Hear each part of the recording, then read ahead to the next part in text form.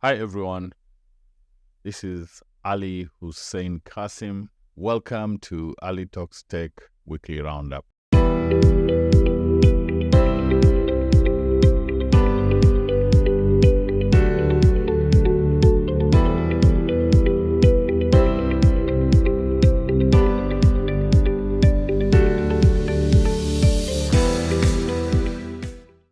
Today our conversation is solely focused on the hullabaloo around WorldCoin launch in Kenya. So what exactly is WorldCoin? First things first, there is a lot of misconception, a lot of misinformation around what exactly WorldCoin is and what exactly they're doing. So I want to cut through the noise and I want us to have a conversation. So let me read for you from their website what WorldCoin claims to be doing or what it's all about. The WorldCoin community is building a more human economic system. WorldCoin aims to establish universal access to the global economy regardless of country or background. It is designed to become the world's largest human identity and financial network. Let me stop there for a minute. Human identity and financial network. Work with me on this one. Giving ownership to everyone, all with the intention of welcoming every person on the planet and establishing a place for all of us to benefit in the age of AI. On their LinkedIn page, they go one step further and say WorldCoin is building the world's largest identity and financial network to serve as a public utility. Public utility like electricity, like water, like roads, so on and so on. So there has been a lot of outcry around what WorldCoin is doing, both positive and negative, for and against. So again, let me ask, what's the hullabaloo about the ongoing WorldCoin IRIS registration for digital identities? Now, we've heard what WorldCoin is saying. They are building the world's largest network, blending digital identities with financial services. So first things first, in a global digital world, is a unique digital identity paramount? Do you need a digital identity to operate in a global digital world today? For those of us who are operating in the digital ecosystem, fintech, e-commerce, social media and stuff, has the lack of or having a digital identity been an impediment to engaging in these ecosystems? That's not an answer I can give you. It is for you who are engaged or involved in this ecosystem to actually say. Number two, and this is very crucial, in a world where we have seen how some companies have used and abused our data, is WorldCoin using a privacy-first principles being adhered to? What does privacy-first principles actually mean? In a nutshell, guys, privacy-first, removing all the fluff on technical jargon and stuff. Privacy-first simply means any company that is accessing my data for business, and many of them are doing that. Social media platforms are all using our data as a business model. Are they taking my privacy seriously? Are they asking for permission before using my data? Are they making sure that my privacy is paramount? Again, it's not for me to say. I think the words and the experiences of people are all out there. So, $1 million, or is it $1 trillion question to WorldCoin? Are they a privacy-first principles company? Number three, the company says it has made available 1.5K orbs spread across 35 cities in 20 plus countries across 5 continents to ramp up the signing capacity globally. According to the company, more than 2 million people have signed up for the identity during the 2 years beta phase. Now, How come all of a sudden guys are making so much noise around what WorldCoin is doing? And yet they've been doing beta tests for 2 years. Let me share some statistics for you. What WorldCoin has done currently, according to their website, 2,165,913 unique humans are already on WorldCoin. And as I'm reading this, they're updating this figure real time. It's now at 2,165,918. So obviously, there are guys who are already on the platform. Countries where OP verifications have happened are 34 countries. Countries with verified World ID users, 120. Activity, 366 OBs active in last 30 days. 2,000 OBs manufactured.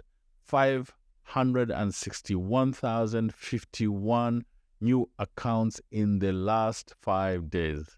Your guess is as good as mine. How many of these are Kenyans? Transactions. Daily wallet transactions average last 7 days, 205,379. Amount of WorldCoin WLD claimed by users, 16,354,344.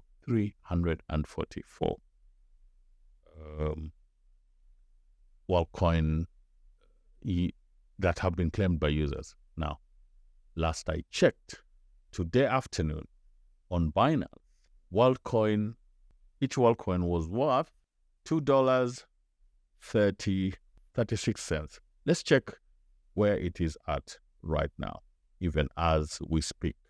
It's already gone up again, $2.462 USD. One WorldCoin is worth $2.462. That's gone up today by about 10%. Is there a use case for this cryptocurrency called WorldCoin? And how does it align, or how does it mesh with the identity? What are the milestones? 9 days since launch. May 5th, 2021, WorldCoin's first sign-up. October 11th, 2021, WorldCoin's 100K users. January 5th, 2023, WorldCoin's 1 million user. July 13th, 2023, WorldCoin's 2 million users. As of today, as we are speaking here, as I continue to talk to you, and I'll come back to this number, you have 2,165,972 unique humans on WorldCoin. So in the last, 5 minutes that I've been talking, I am seeing close to 70 new users who've already been signed on to WorldCoin. So, what's the hullabaloo about? According to its LinkedIn profile, the company says it is building the world's largest identity and financial network to serve as a public utility. Here's my question. Should a private company be allowed to build such a powerful conglomeration of different human needs, financial services, personal identity, etc.? And if so, what are the fail-safe solutions in place if something were to go wrong? My advice to all my viewers and listeners, my friends, colleagues, partners, is that there is information. Instead of speculating, go onto the WorldCoin website, click on the WorldCoin white paper, and everything you want to know will be there. If for any reason you are not sure or you are unable to understand what these guys are talking, please feel free to ask.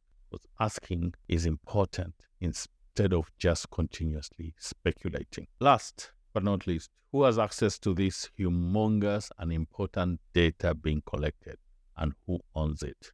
You know, the question of who owns data today is becoming a crucial conversation too. I still hear old school analog companies still talking about, I have 20 million customers. I have 3 million customers. Who owns the customer? If you're on Google, on the Google Play Store app, you have an app there, whether it's a financial services app, whether it's a music app, whether it's whatever. Whose customer is that? Whose end customer is that? Is that Google's?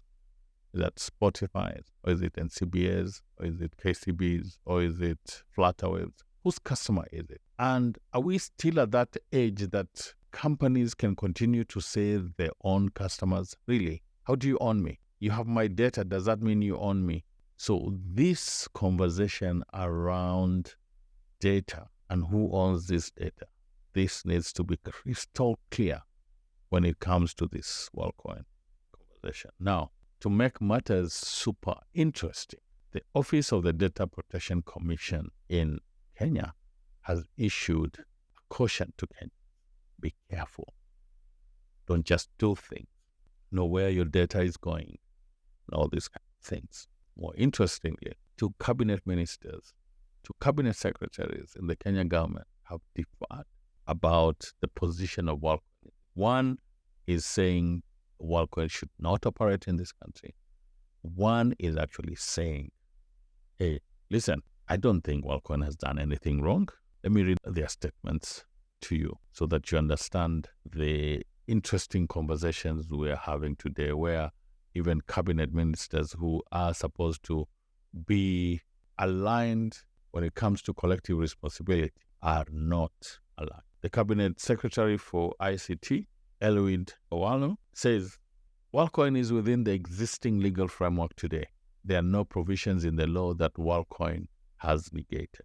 His colleague, Kithure Kindiki, the government has suspended forthwith activities of WorldCoin and any other entity that may be similarly engaging the people of Kenya. So, guys, what's going on here? Why has all of a sudden two cabinet secretaries, as we are talking, I think two more have jumped into the bandwagon, for or against? What is going on? What is happening? Guys, my last point on this is my advice to anybody who is engaged in anything new that they don't understand. DYOR.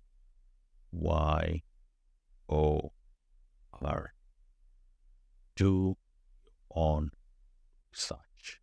Thank you all. This is all for this week. I think this conversation is not going to end here. This conversation is going to continue. We are going to have a conversation, Ask WorldCoin, with an organization that I chair, Kenya ICT Action Network. We have already engaged with the WorldCoin policy guy, and we want to open up this conversation. Let everybody ask WorldCoin the questions that they want to ask. Open forum. Thank you very much, and have a good day.